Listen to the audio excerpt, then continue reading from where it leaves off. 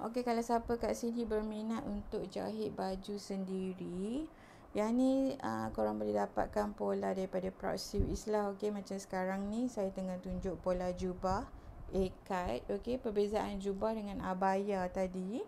Kalau untuk jubah, dia kembang daripada pinggang. Dia start daripada kembang daripada pinggang. So dia ada cutting lah sikit. Tapi kalau abaya, dia start kembang daripada dada. So dia loose, tak ada cutting langsung. So tu perbezaan jubah dengan abaya. Okey, untuk pola jubah ni korang akan dapat badan depan, badan belakang, lengan dan lapik leher.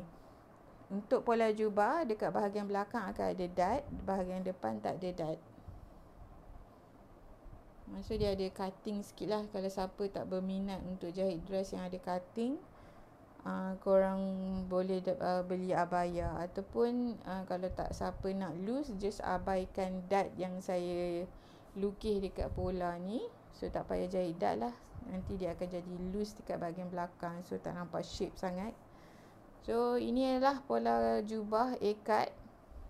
Saya ada sediakan link Shopee untuk beli jubah ikat ni dekat bahagian dalam video ni. So korang boleh just klik je dekat dalam YouTube ni, and then boleh beli macam biasalah. So korang boleh pilih size daripada XS sampai 3XL. Okay, cara pilih pola, size pola korang pilih macam korang beli baju siap.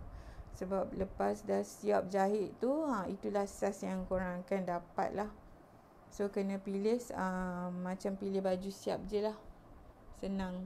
Okay, kalau siapa berminat nak jahit jubah ikat sendiri, korang boleh tekan link Shopee dekat dalam YouTube video saya ni.